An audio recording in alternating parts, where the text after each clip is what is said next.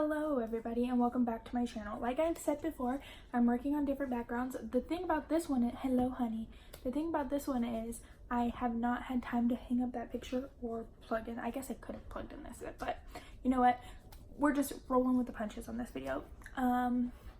So as you read from the title, if you don't know, now you know.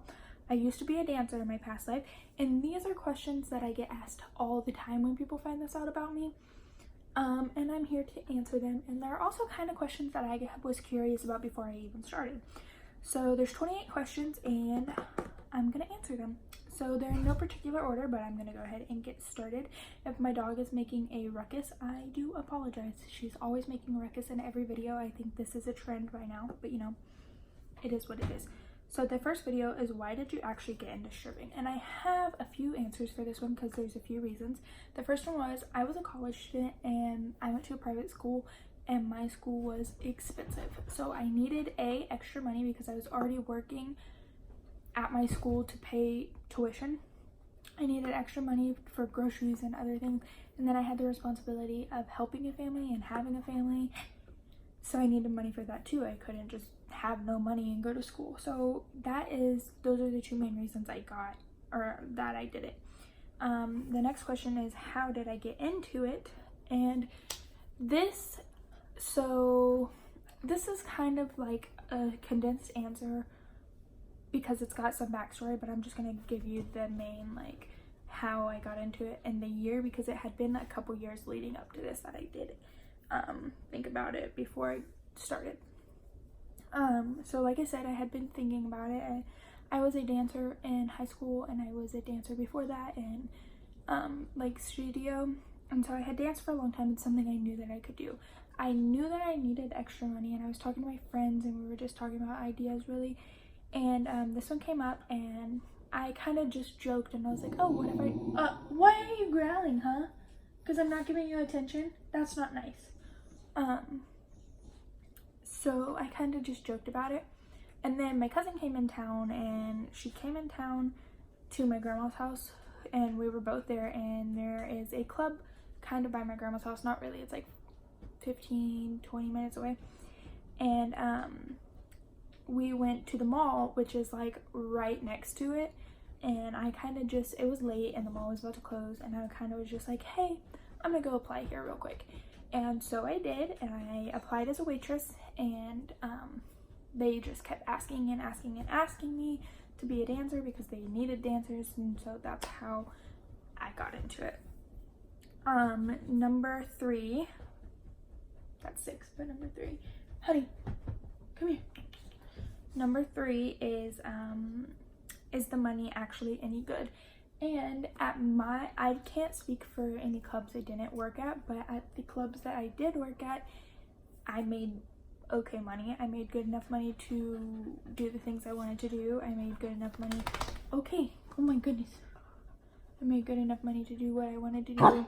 Stop! I don't have to be giving you attention all the time, okay? It doesn't work like that. I know you want it, but I can't.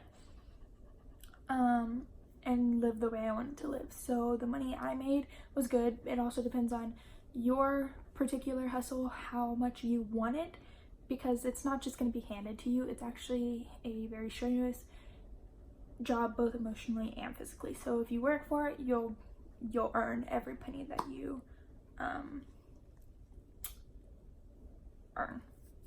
So number 4 is, how much do you make per night? And this question is kind of hard to answer because, what? This question is kind of hard to answer because it depends on the night. So if you're working a Monday, Tuesday, Sunday, Monday, Tuesday night, you're probably going to make less than if you were working a Thursday, Friday, Saturday night. Wednesday nights, and it just depends. So Monday and Tuesday and Sunday nights are not very good nights to work, but you can make some money. Stop itching. Like, she has a skin allergy. I'm sorry, guys. Yes, I just scratched your belly right here. Okay. Enough. No, not in my video. You're gonna itch. You gotta itch over there. She's so I'll just move you guys a little bit so you can't see it. Okay, anyways, back to what I was saying. If you work in a on a Monday or Tuesday or Sunday night, it's gonna be a little bit slower. There will be drink specials on the night, so you can make money, but it is going to be a little bit slower just because people work and people have families and lives, and it's gonna be slower. Wednesday nights were always good at my club because they had like really good specials Wednesday nights, so you could make quite a lot of money on Wednesday nights. So on a Monday or Tuesday or Sunday night, you would probably make maybe $300 to $400 a night. On a Wednesday night, you could probably make upwards of $500 a night. On Thursday, Friday, and Saturday nights, depending on the specials they had, depending on the promotions they had, and depending on the time of month it was, you could make upward of close to like $900 to $2,000 a night at the club I worked at. There was even nights that you could make upward of 10 grand. That was the most I ever made in a night, so it just depends on the night. But the thing about it is you have to kind of time when you work, because, okay, can you calm down, girl? She's playing, I'm sorry. You have to time when you work because people aren't going to be spending money around holidays. People aren't going to be spending money around the first of the month when they have a lot of bills they have to pay. So it really just depends on the time of the month and the day of the week. So you could make, probably minimum I ever walked home with was $300 a night working on like a Monday. And the most, like I said, was 10 grand. So those were my ranges. Let me see. Number 5 is, what are the customers like? Now, this is a really hard question to answer because there are some really good people that walk in there. Some people who are just trying to have fun. Some people who want to go out, have fun. The bars close at 2, strip clubs close at 4. So technically I didn't work at I worked at a gentleman's club, not a strip club. Strip clubs are full nude. The club I worked at was not. Anyways, the customers, some are very nice, some are not very nice. Dude, some are not very nice, and you're just gonna get a mix of both because there's some people who haven't been touched in months and they have to pay, and they're gonna be a little bit weird, a little bit handsy, a little bit, you might not wanna. There's gonna be people there who are just out to have fun, come in after the bars close. They're gonna be nicer. There's gonna be people that are gentlemen that come in there, people that are not so gentlemen that come in there. So there's just a mix of people that go in there. There's weird people, there's cool people, there's nice people, there's rude people. There's no one customer that is easy to describe there. The next question is, did you ever feel uncomfortable or unsafe?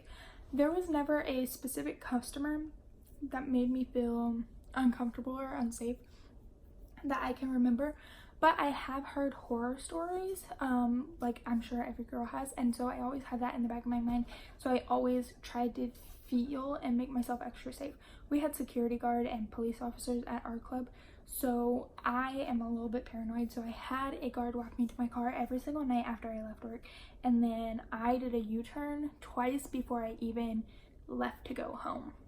And I made sure my tank was always full. Before I got to work, I never stopped, I never did any of that. I just went straight home, and like I said, I did 2 U-turns, so just in case anybody was following me, I knew nobody ever followed me. Number 7 is, did the customers ever get physical? I don't know if she means physical like sexually or physical like physical. Neither of which ever happened to me.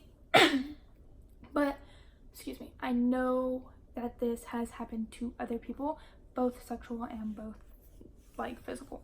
I know one story we had in the VIP room, a guy who got overly drunk and choke slammed one of our dancers onto the wall. That was a really scary experience for every dancer there. That guy did get detained and sent to jail. And then I know there was another guy who tried to force himself onto other females, and he also got detained and sent to jail. So we had good security guards and good management at our club, but again, that varies per club. And number 8 is, what is the most common misconception about clubs? I would have to say about the people that work there are grimy, or the people that work there are slutty, which in a way they kind of are, but I wouldn't say grimy or that. A lot of people work there because they have to, not because they want to. There's 50-50 split. There's people there that work there that are grimy and kind of have drug addictions, which I wouldn't say grimy, because these people can be very sweet and they're very loving and they would probably give their life for you. But they do have drug addictions and they are kind of like tweakers that work there. And then on the other hand, there's people who, I worked with a lady whose daughter had cancer and she worked there on weekends to pay for her daughter's cancer treatment. So there are very good people that work there as well. So that would be the most common misconception, is that strippers are all just like, it's the easy way out, because it's not, and that they're gross. Number 9 is, are there any customers that stick in your mind? There are a few. I'm only gonna give you one because the rest of them are kind of like, I would have to say their name as to why they stick out, and I'm just not gonna do that. There are a few, and the one that I'm gonna give you an example is there was a rapper that always came into my club, and they would buy out the like section by the stage, and they would throw thousands of dollars. I don't know where they got any of this money from, because like I went and looked at them on like SoundCloud or Instagram and Twitter and stuff, and they didn't have that many followers. Not saying that you have to have followers to have money, but they didn't have that many. They weren't that popular, and I never listened to any of their music, so I don't know if they were that good. But they came in literally every Thursday, Friday, and Saturday night, and they would blow money out the freaking zoo. Lay down, baby, good girl. Number 10 is, did you feel good on stage? I loved being on stage because A, I don't really like being touched, which is kind of weird in that profession, but I don't, and you don't get touched on stage. And B, I have been a performer for the majority of my life. I always danced, and it just kind of felt natural to me. I never took my clothes off on stage, so I just really danced to whatever song that I wanted. 11 are the downsides. People will say things to you that are kind of rude and kind of demeaning, and that's just no fun. Sometimes management will treat you like you're just a property, and they like work you more than you want to work yourself, because you have to pay them out at the end of the night. So that kind of stinks. You are being so hey, I'm so sorry for everybody listening. But yeah, you have to pay them at the end of the night, so that kind of stinks. 12 is, what are the busiest nights? Like I said, that would be Thursday through Saturday, sometimes Wednesday too, depending on the specials. 13 is, what are the hours like? We had to work a minimum of 6 hours, so you can go in really whenever you want, and you would just have to work a minimum of 6 hours at our club that I worked at. Depending on the time you went in is depending on the house fees you have to pay. So if you went in before 6, the house fee was free. If you went in after 6:30, it was $25, and then it went up every 30 minutes after that, I believe. Let me see. 14 is, what is a normal shift like? So a normal shift, I would always go in early because it was free, and I would stay my 8 hours. Or not my 8 hours, my 6 hours. So a normal shift, you would go in. I liked to get ready there. You cannot pay unless you are fully dressed, because you can't get ready on the clock, even though you're not really on the clock. You can't get ready, like, I don't know, while you're checked in, because they automatically put you in the stage rotation, and if you're not ready to go on stage, like, you can't be clocked in. So a normal night is, I would get ready there, I would eat, and then I would clock in, and I wouldn't talk to, we had a poker table at ours, and I would play poker for like the first however many, it depends on the day, however many people there were, until my rotation came up on stage.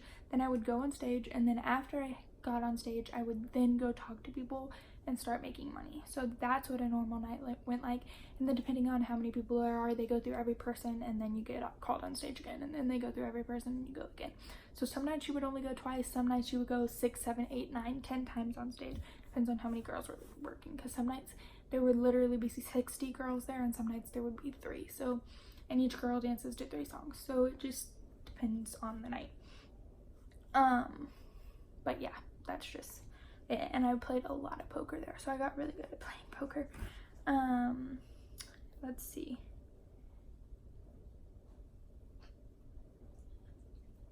How did I get to that question? Oh, okay. 15. How do private dances / lap dances work? So we had 2 different things. We had lap dances, which would be in the normal, regular, open seating chairs. So we had tables that were open seating. You paid to get in the club, and then you could go in your open seating, and those were $20 a dance. Then you could buy a VIP dance. Honey, seriously? Which we had booths on the side of the open seating floor, and you would buy a wristband for $20, and then you could buy a certain amount of songs for whatever the girl's price is. And those would be lap dances, and then, or VIP lap dances. And then we had VIP, like, just VIP experiences, which were in the back rooms, and you could buy a room, and you could buy a female for a set price for a set amount of hours. That's her price. The room is, depending on the room you got, was a different price also. And you had to buy a bottle, and you could do multiple girls or whatever. So that's how they worked. But a normal, like, GA, I'll call it, lap dance is $20. Then a VIP lap dance is a $20 band that you make a commission off of, and then after the commission, what are you eating? After the commission, it is they buy a set number of songs, and you choose your price. Okay, so what does a private dance involve? Usually it involves whatever the girl is comfortable with and whatever the guy wants, that are like in those boundaries. Oh my god, do not knock over my camera, girl. So if the girl is comfortable with it and the guy wants it, that's what it involves. And that could be a number of things, depending on the girl, depending on the guy, depending on the price, you name it. It probably could be bought by at least one of the girls in there. What actually goes on in the back rooms? So this is a question I get asked so much, because so much goes on. There are back rooms specifically that are kind of see-through, that are lap dance only. Then we had 2 rooms called the Anything Goes room. They were very expensive rooms, and you could do drugs back there. You could do all kinds of things back there. I personally never went in those rooms because I didn't feel comfortable. I have had black mascara smudged right here the whole time, haven't I? That's great. Because I didn't feel comfortable, but they were there, and they were expensive. And they were expensive to get girls to go into, but they were there and they exist, and I think they exist at every club, but they're not technically, like, they're not on the menu. You just have to hear about them and know about them. What annoys you most about your job? Probably the remarks that the guys who go in there say to you. Like, you're in there, you're buying it, and making money, so who's winning here? Not you. Would you be naked on stage? So there are some clubs that are titty bars. I'm not sure if I'm allowed to say that. Booby bars, where you could only be topless. That's the kind of club I worked at. And I would never be topless on stage because I feel like that's a free show. So I just never would. And then there are strip clubs, which are, in Juicy J's words, and it ain't a strip club if she ain't showing. So those are strip clubs, and you can be fully naked there. There's different laws in different states, so you would just have to check your state's laws if you're interested. What prep is involved? So I put prep in quotation marks because I'm not sure what they mean. Prep, you kind of have to have a somewhat nice body. That's just like preferred, I guess, if you want to make a lot of money. Prep otherwise, I spent probably an hour doing my hair and makeup, then picking out an outfit for the night, and I changed like twice during a night. I would wear an outfit, or once I guess, I would wear an outfit for the first 3 hours and then one for the second 3 hours because they get sweaty and I just didn't like that. So that's the kind of prep that involved. You also have to buy and or make those outfits. So that's kind of involved as well. Okay, and then 21 is, can you work when you're on your period? So this is another question I get a lot. You can. There's multiple ways around it. There was girls who use the sponge method, which I believe stops your period first. Or that's like, you would have to look more into that because I don't know. But you can also just use any type of like tampon or anything like that, and you can hide the string. You can wear more covered bottoms than you usually would. But yes, you can work on your period. You're not. What? You're not banned from the club on your period. Or stop it. Shh. Are you able to hold down a normal relationship? So I know girls who worked there and were married, so I'm gonna say yes, you can. I personally was not able to. I quit as soon as I got into a relationship, just out of respect. But I'm sure you can. Do you pay tax? Yes. And then the next question is, what are your most asked questions? So my next couple questions are my most asked questions, and I'm going to answer them. So one of them is, how old are you? And obviously I am 20 now, but then I wasn't. Another one is, do your parents know? And this question always made me chuckle, but yes, my one parent did know. But that question always made me chuckle because, like, why does it matter? The next one is, do you like your job? I liked some aspects of it, and I also disliked some aspects of it. I liked the social aspect of it because I have bad social anxiety, so it helped me step out of that. It also helped me become an alcoholic, so I did not like that, and I was drinking every night because that's a job that I couldn't do without drinking. So that was another part of it that I just did not like. And for me, the bad outweighed the good, and ultimately I decided to stop dancing, and it came to an end. So I guess you would say I didn't like my job, but when I was doing it, I met some really good people. I made some really good friends that I'm still friends with, and I did like it at the time. Then the number 27, second to last question, is, do you have a boyfriend? I would always, even if I didn't have a boyfriend, say yes, because it just helped get those people off your case, because often they would try to get your number and try to take you home, and if you just say, yeah, I have a boyfriend, that would subside some of them, and some of them were like, well, he's not here, so I don't care. But I would always say yes, even if I didn't. And then this is the last question on the list, and my number one most asked question ever is, so what's your real name?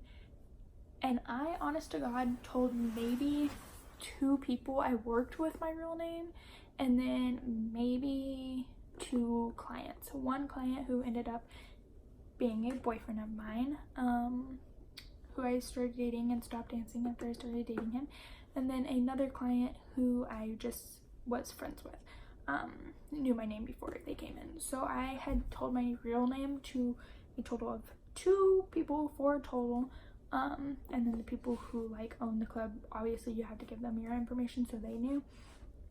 But that is that. Like I said, I was very paranoid. I didn't want everybody to know all my information, and I kept everything to a very minimum and very private in my life. And I think if you're going to dance, that would be the best thing to do.